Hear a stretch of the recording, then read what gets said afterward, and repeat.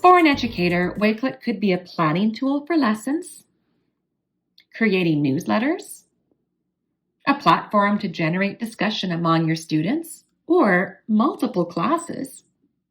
Or you could use it as a collection of sources for your students to help them find help with assignments. There are many published collections to explore.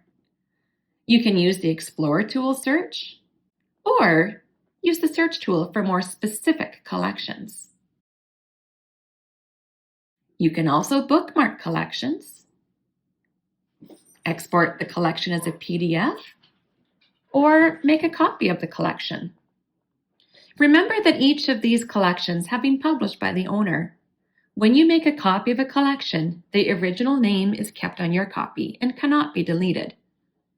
However, you can still make changes to the copy by adding in more media or removing some media that you don't quite want.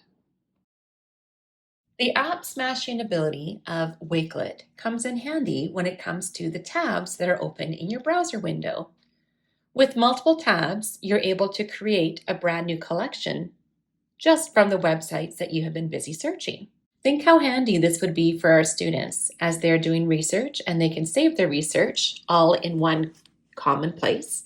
It would be easy for them to share their research. Later on, students could analyze and evaluate which sites they would like to continue to use in their collection and which ones didn't have the information that they quite thought that it had. This would allow the students to later on go back to these websites that they were busy researching, and they can further analyze and evaluate which of the websites or forms of media were useful for their final project and which ones need to be removed from that particular collection. Now, let's create a brand new collection from scratch.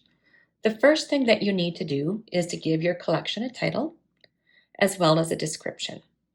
And then you can begin pasting. You have options to insert PDFs, Word documents. You can also insert items from Google Drive. You can insert videos from YouTube. You can even insert tweets from Twitter. There are also options to create bookmarks and add images and web links, any form of media that you would find useful. And if you were to look in the Explorer area where we were earlier, there are several apps where you can also include some information or interactive media, such as this is where you may also want to include some links from other apps that work well with Wakelet, such as Flip or Quizzes. And of course, at any time, you can decide on an image or a background, and you can also go ahead and change the layout. And at any time during the creation, whether you start with the layout and design or if you end, the layout options give you additional flexibility depending on the purpose for your collection. Join me in the next video and we'll look at some ways that you can use Wakelet in your classroom.